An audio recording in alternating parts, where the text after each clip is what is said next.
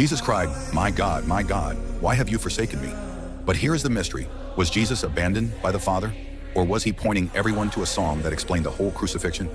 Matthew 27 says that while Jesus was hanging on the cross, he cried out with a loud voice, "Eli, Eli, lama sabachthani?" That means, my God, why have you forsaken me?" At first it sounds like despair. It sounds like the Son has been left alone.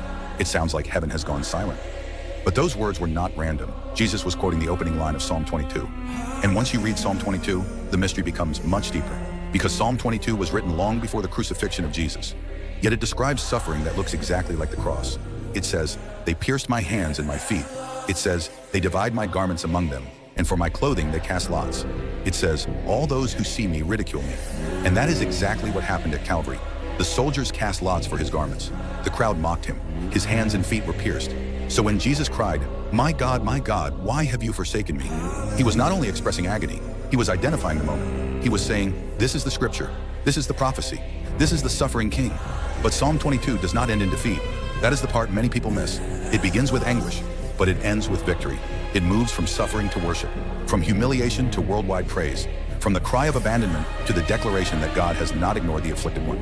So on the cross, Jesus is carrying the weight of sin. He is experiencing the horror of judgment. He is entering the deepest darkness of human separation.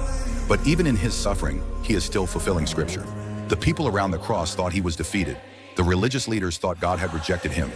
Rome thought another criminal was dying. But Jesus was quoting a psalm that already revealed the ending. The suffering would not be wasted. The mockery would not win. The cross would not be the final word. Psalm 22 begins with, my God, why have you forsaken me?" But it ends with the nations worshiping the Lord. That means the cry from the cross was not the sound of failure. It was the sound of prophecy.